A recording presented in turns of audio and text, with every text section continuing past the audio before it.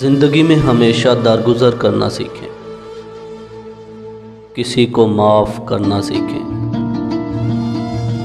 ہمارے پیارے نبی حضرت محمد صلی اللہ علیہ وآلہ وسلم نے ہمیں اپنی زندگی میں بہت سی مثالیں ایسے دی ہیں جن میں انہوں نے ہمیں بتایا کہ درگزر کرنا سیکھو، معاف کرنا سیکھو۔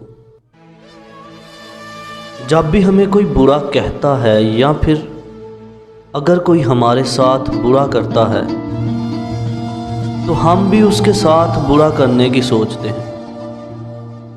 ہمارے اندر بدلے کی آگ پیدا ہو جاتی ہے۔ ہم کیوں ایسا کرتے ہیں؟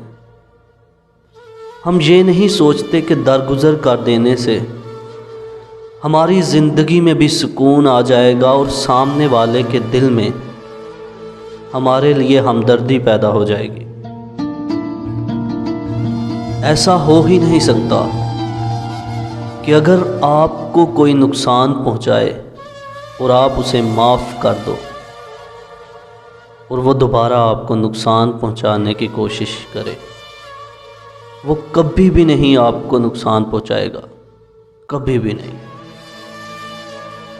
حدیث مبارکہ ہے، ہمارے پیارے نبی حضرت محمد صلی اللہ علیہ وآلہ وسلم نے ارشاد فرمایا، اگر معاف کر دینے سے تمہاری عزت کم ہو جاتی ہے تو روز محشر تم مجھ سے وہ عزت لے لینا۔ میرے پیارے نبی حضرت محمد صلی اللہ علیہ وآلہ وسلم نے اتنی بڑی بات کیوں کہی؟ دنیا کو بتانے کے لیے، اپنی امت کو بتانے کے لیے کہ درگزر کرنا، معاف کر دینا کسی کو، اس سے عزت کم نہیں ہوتی ہے بلکہ بڑھتی ہے۔